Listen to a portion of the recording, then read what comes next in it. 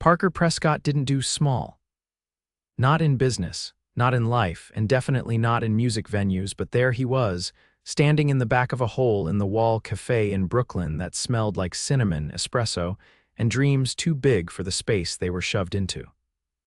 His assistant had begged him to come out tonight. "Just 30 minutes, she'd pleaded.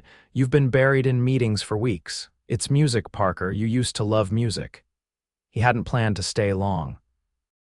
One quick drink, clap politely, then slip out before anyone realized a billionaire in a Tom Ford suit was standing among 20 struggling artists and college kids. But everything changed the second she stepped on stage. Red hair, wild curls falling down her back. A plain black top, jeans torn at the knees, and a guitar that looked almost too big for her. Then she sang. Parker froze, whiskey glass halfway to his mouth. Her voice wasn't soft, it was raw. Honest, it cracked once just slightly, and instead of ruining the moment, it made it real. She didn't perform like she wanted to be famous, she performed like she needed to be heard, and damn it, he couldn't look away. After her second song, the small crowd erupted into cheers. People were smiling, shouting her name. Rae, that's what they called her. Rae Kessler. She gave a shy wave and stepped off the stage, weaving through the crowd as someone else took over. Parker didn't think. He just moved. He caught her near the bar where she was sipping water and laughing with a friend. Up close, she was even more stunning. Freckles danced across her nose, and her eyes were this ridiculous shade of gold green that didn't seem real.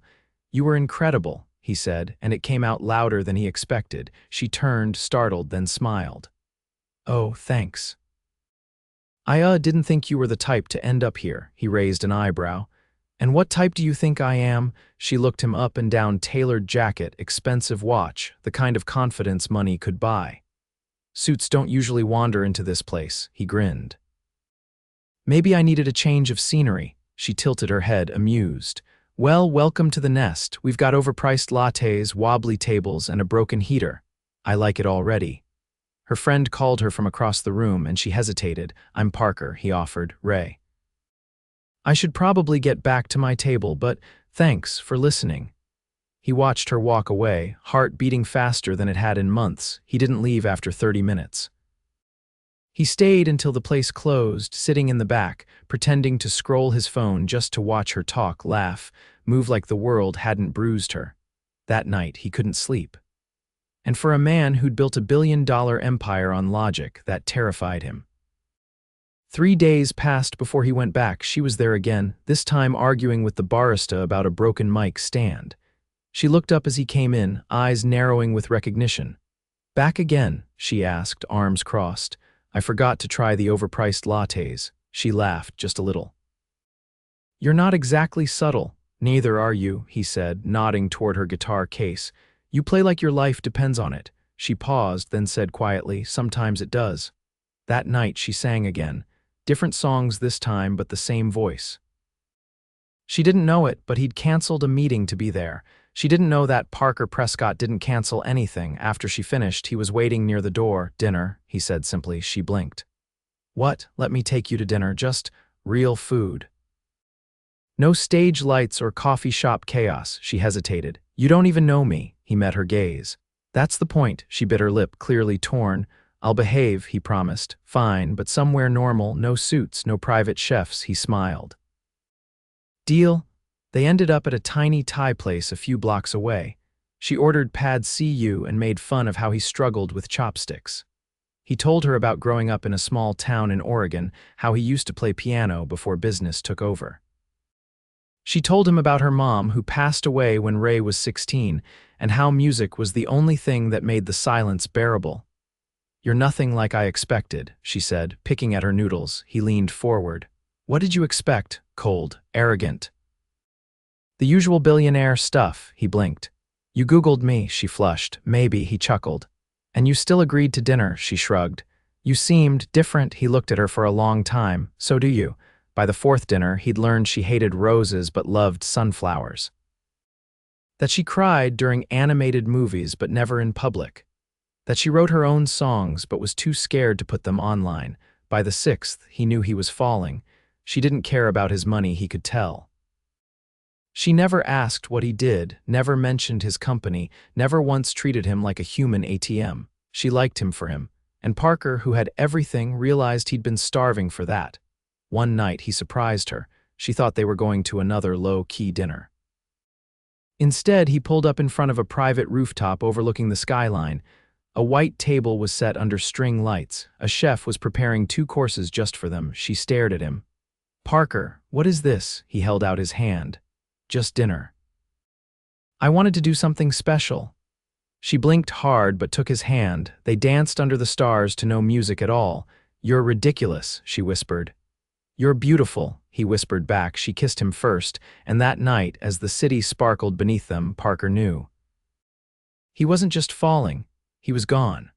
Parker hadn't planned on seeing Rae the next morning, but somehow, without meaning to, he found himself walking into a dusty recording studio tucked between an old laundromat and a deli that sold more lottery tickets than sandwiches. It was the kind of building you only noticed if you were looking for it, and Parker had been. He hadn't told her he was coming. He didn't even know she'd be there. But when he stepped inside and heard her voice bleeding out from behind a half-closed door, something in him settled. She was singing into a mic, headphones over her ears, eyes closed. A man with shaggy hair and too many bracelets sat at the soundboard, fiddling with knobs that didn't seem to do much. Parker didn't interrupt. He stood in the hallway, unnoticed, listening. Rae's voice was different here. Less guarded, more precise. She was recording something original. He could tell by the way her fingers moved over the strings mid-verse, adjusting the rhythm without breaking focus. She belonged here, in this imperfect space that smelled like cables and ambition. When she finished, the guy at the board leaned back. "You finally nailed that bridge," he said, voice lazy but impressed. Rae laughed softly and pulled off her headphones. "Took long enough." Then she noticed Parker. She didn't jump or smile. She just stared, somewhere between confused and curious. "I didn't tell you I was coming," he said, stepping inside. "I had a meeting nearby and thought I'd stop in." "You just happened to find a studio no one knows exists?" she asked. I asked around. Her expression didn't soften. "Why? I wanted to hear you sing again." The soundboard guy glanced between them, then stood up. "I'm gonna grab coffee. Rae, you want your usual?" She nodded, still watching Parker. When the door closed behind the man, she crossed her arms. "You don't think this is a little much?" she asked. He didn't flinch. "I don't do casual interest well." She walked over, picking up a guitar cable and coiling it slowly. "You're used to getting what you want." "No," he said, "but I'm used to knowing when something matters." She stopped coiling. "You don't know me. I know you care more about your music than your image. I know you rewrite lyrics until 2 in the morning. I know you've got talent that deserves more than this echo chamber of a studio." When she didn't answer, he stepped closer. "Let me help you." "I'm not asking for help. I'm offering it anyway." She looked up sharply. "Because you like me, that's not a reason to bankroll someone." "I'm not offering a check," he said. "I'm offering a chance." She studied him, then said quietly, "I've had chances before. They came with strings." He didn't look away. "Then let me prove I'm not like them." The silence stretched between them, taut and uncertain. Finally, she set the cable down. "If I say yes, what would that look like? You pick the producer, the team, the tracks." "I just open doors." She hesitated. "And if I fail, then you fail on your terms." She stared at him for a long moment. Then, almost reluctantly, she nodded. "One condition: you don't make decisions for me. Deal?" She exhaled and reached for her backpack. "You're either crazy or very, very convincing. I've been called both." Outside, the street buzzed with late morning noise. Rae walked beside him, her pace unhurried. "So what exactly do you do, Parker?" He smiled. "Technology, investments." "I build things." "That's vague. It's complicated." She glanced over. "You're not used to people not knowing who you are. It's refreshing." They passed a bakery and she paused. "You ever had a cronut?" He looked at the display. "I'm not sure that's a real thing." She pushed the door open and waved him in. "Then you're about to be enlightened." Inside, she ordered 2 and grabbed a worn table in the corner. He sat across from her, watching as she ripped the pastry in half and handed him a piece. "You're not what I expected either," he said. "Let me guess," she replied. "You thought I'd be another starving artist with a tragic backstory and a chip on her shoulder."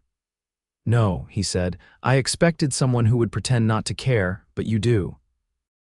Deeply, she didn't answer, just took a bite and chewed slowly. You know what scares me most, she said finally. It's not failing, it's getting everything I want and realizing I don't know how to hold it. You don't have to hold it alone. She looked at him then, eyes steady.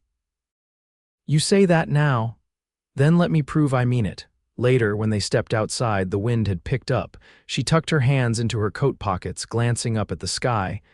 I'm not used to people showing up like this, she said.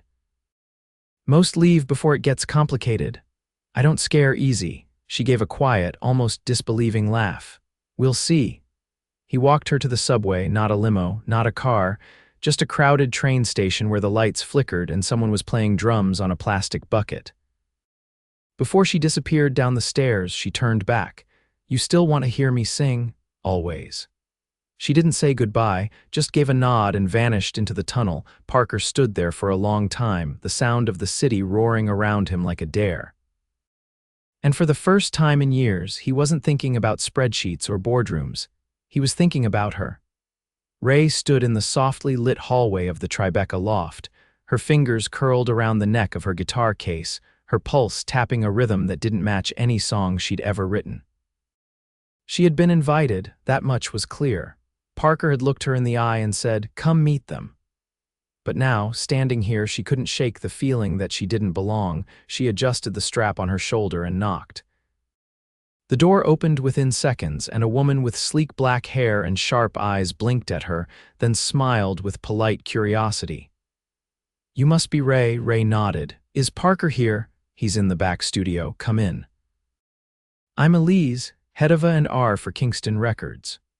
Rae stepped inside slowly, her boots clicking against polished hardwood. The space was impossibly large, tall ceilings, abstract art, floor-to-ceiling windows framing downtown Manhattan like it was just another painting on the wall. The air smelled faintly of espresso and something floral she couldn't place. This is not what I pictured, Rae admitted, brushing a curl behind her ear. Elise laughed. That's Parker for you. He doesn't do anything halfway. Before Rae could respond, Parker appeared at the end of the hall, sleeves rolled, a faint sheen of focus still clinging to him like he'd been deep in thought. When his eyes found hers, they softened, but only slightly. He nodded once and motioned for her to follow. The studio was tucked behind a soundproof glass door. Inside, a man in his 50s with salt and pepper hair and a faded band tee was adjusting levels on a massive console. Rae recognized him instantly. Is that? Yeah, Parker said quietly. That's Jack Rayner. Rae froze.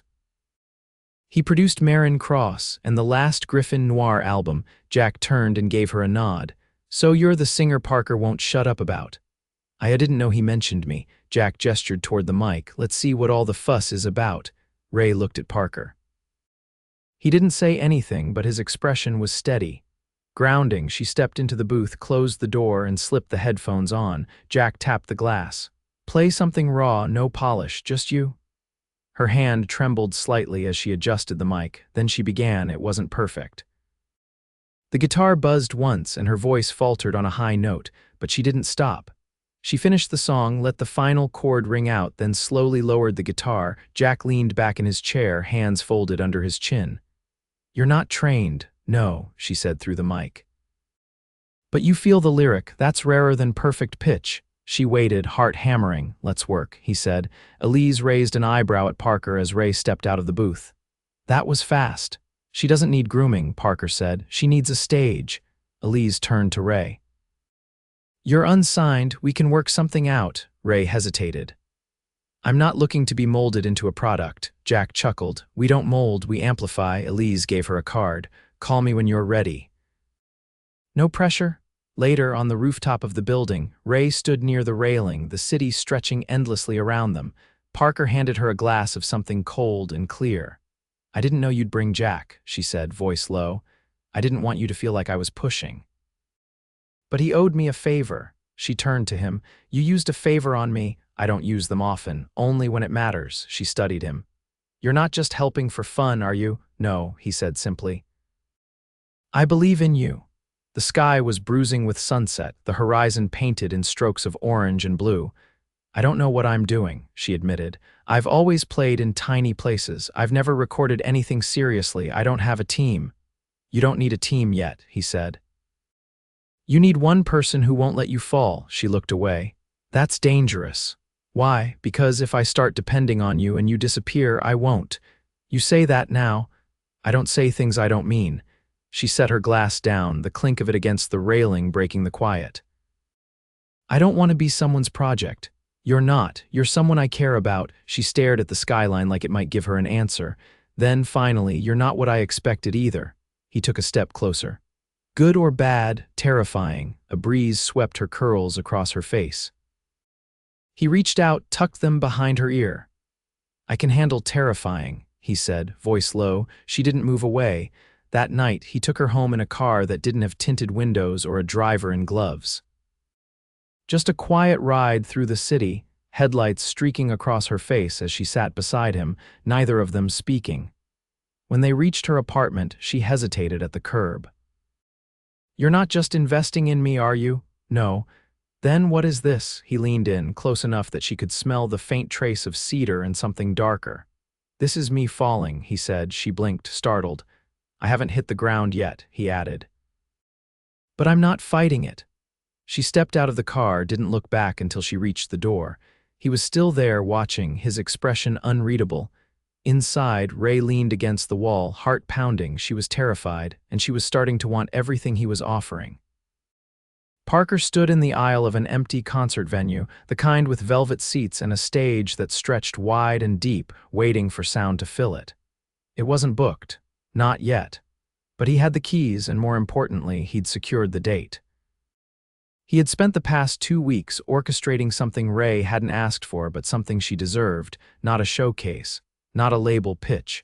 A full, unapologetic headline set, her music, her words, her night. He hadn't told her yet, he wanted it to be right. And lately, Rae had been quieter, more cautious. They still saw each other late dinners, park walks when the city slowed, but something had shifted. She'd been pulling back just enough for him to notice. He didn't push. He waited until she called. Her voice was low. Are you home? He was.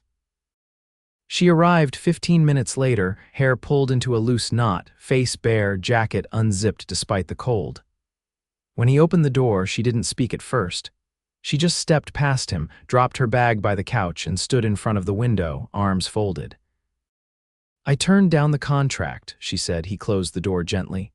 Why? They wanted to rewrite everything, strip the songs down, make them radio-friendly. I said no. He walked over, careful not to crowd her. You don't have to explain. I thought it would feel empowering, she said. It doesn't. It feels like I just slammed the door on the only real shot I've ever had. You didn't lose anything that truly belonged to you. She turned, frustration flickering in her eyes. You always say the right thing. Doesn't it ever get exhausting? No, he said. Because I don't say it for effect. I say it because I mean it. She exhaled, long and shaky. I don't know if I can keep chasing this. Every time something good starts to happen, it slips. Parker reached into his coat pocket and pulled out a folded piece of paper. Then let's change the ending. She took it, brow furrowed, her eyes scanned the page, then again slower, her voice was barely above a whisper. You booked this, for you. This venue holds over 600 people. 712, she looked up. Why would you do this? Because you're ready. And because you need to remember what it feels like to take up space without asking permission. Her fingers tightened around the paper. You can't keep rescuing me. This isn't rescuing, he said. This is building a stage beneath you and stepping back. The silence between them stretched, filled with things neither of them had said yet. I don't want to owe you, she said. You don't. This isn't a debt. It's a gift. I don't know how to accept things like this. Then start here. She didn't answer. She just folded the paper again, slower this time, and slid it into her back pocket. The night of the concert arrived quicker than either of them expected. Rae stood backstage, eyes locked on the floor, her pulse uneven. The venue was full. Not packed with executives or industry robots, he'd made sure of that. It was real people. Friends, strangers, music lovers, all drawn in by her voice, her story. When she peeked through the curtain, she caught sight of a woman in the third row mouthing the lyrics to a song Rae hadn't even released. Someone had found her old live clips online. Someone had memorized her words. Parker appeared beside her, wearing a charcoal suit and no tie. He didn't speak right away. "I don't know how to walk out there," she said. "You already have." She turned to him, the panic rising. "What if I mess up? You won't. And if I do, then they'll love you for it." The lights dimmed. A quiet hush spread through the audience like breath held in unison. "I'm scared," she admitted. "I know, and you're still here." "I will be." She stepped forward and the crowd erupted into applause. She played her heart out, no choreography, no backup dancers. Just Rae and her guitar, her voice rising and breaking and healing in real time. She told stories between songs about heartbreak, about hope, about that one time she'd played for 4 people in a laundromat with no amp. People laughed, people cried, and most importantly, people listened. When she played the last note of her final song, the crowd rose to their feet. She stood there, breathless, eyes wet. Then she looked into the wings. Parker was already moving. He didn't hesitate. He walked onto the stage, took her hand, and turned her gently toward the crowd. "This," he said, voice steady, "is only the beginning." The applause swelled again. Rae's fingers curled into his. Later that night, after the equipment was packed and the lights dimmed, she stood with him on the empty stage, barefoot, exhausted, glowing. "I thought I needed to be alone to do this," she said. "And now, I think I just needed someone who didn't try to control it." He brushed a strand of hair from her cheek. "You didn't just win them over." She looked up. "Who then?" "Me." She leaned into him, forehead resting against his. "Then stay." He kissed her slow, certain, the kind that said, "I'm not going anywhere," and he didn't. Months later, her debut album dropped, independent, untouched. It soared without a label. She played festivals. She headlined shows. And through it all, Parker was there, not directing, not managing, just loving her. Not the singer, not the voice, her. Rae stood in front of the mirror in her new apartment, twisting the silver hoop in her ear as nerves crawled up her spine. The place was still half empty, boxes stacked in corners, a lone potted plant drooping by the window, and her guitar cases leaning against the wall like quiet sentinels. She hadn't even hung curtains yet. But there was something about the way the morning light spilled into the room, soft and golden, that made it feel like the beginning of something solid. Parker had offered to send a decorator. She'd refused. She wanted to build this one thing on her own from scratch. There was a knock at the door. She opened it to find him holding a paper bag and 2 coffees, his tie already undone, hair wind-tossed from the walk. "You were supposed to let me bring breakfast," she said, stepping aside. "I did," he replied, holding up the bag, "but I ate the kvass on the way over." "So now it's just yours." She closed the door behind him. "You walked here, I felt like it. You live 30 blocks away. I needed the air." She tilted her head. "Why?" He looked at her for a moment, then set the bag down on the counter. "Because there's something I want to talk to you about, and I didn't want to rehearse it in the back of a car." Her stomach flipped. "Okay." He pulled a small, rectangular envelope from the inside of his coat and placed it on the counter beside her coffee. It was unmarked, but she recognized the weight of it, thick paper, the kind used for formal invitations or legal documents. She didn't touch it. "Is this bad?" "No," he said. "It's something I've been holding on to for a while. I wasn't sure when to give it to you."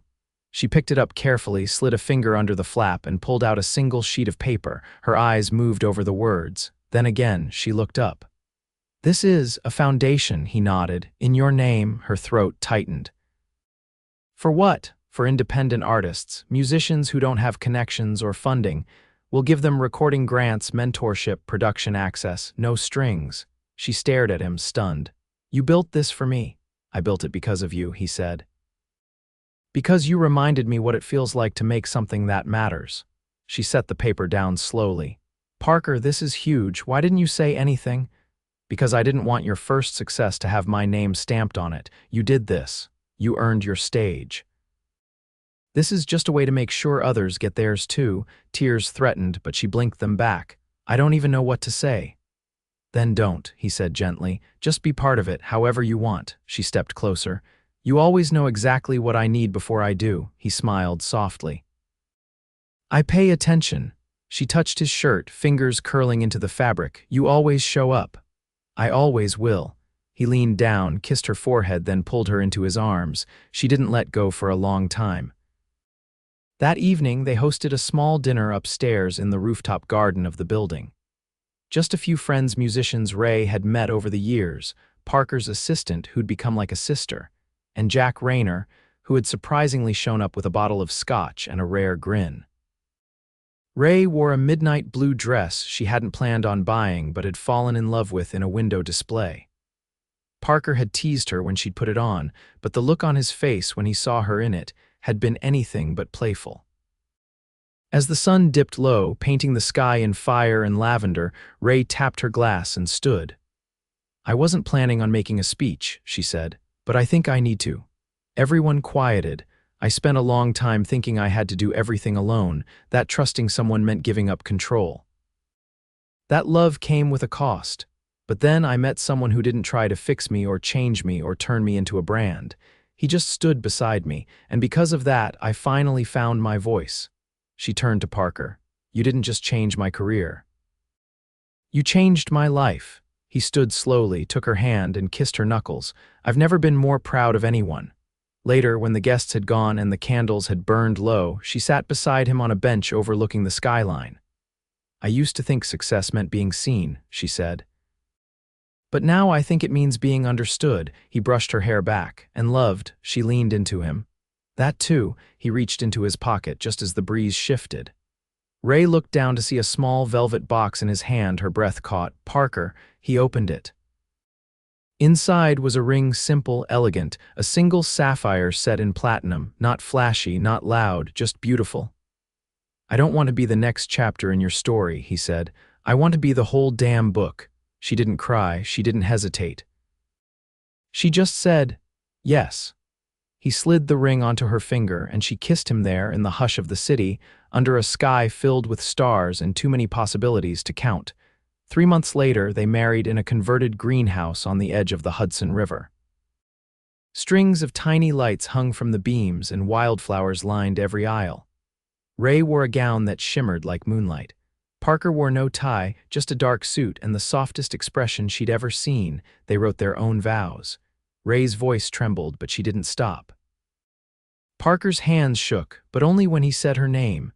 They danced under the open sky, barefoot on the grass, surrounded by people who had witnessed every step. And when they left that night, it wasn't in a limo or a car with tinted windows.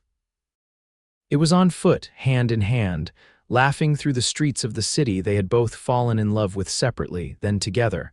In their shared apartment, the boxes were finally gone. The curtains hung. The plant had been replaced by 3 more, all thriving. And in the corner, beside Rae's guitars, stood a small, upright piano she didn't remember ordering. She sat down, touched the keys, and looked back at him. "You play?" she asked. He leaned against the doorway. "Used to." "Might again." She played the first few notes of a melody she hadn't finished yet, then he joined her, and together they wrote the rest.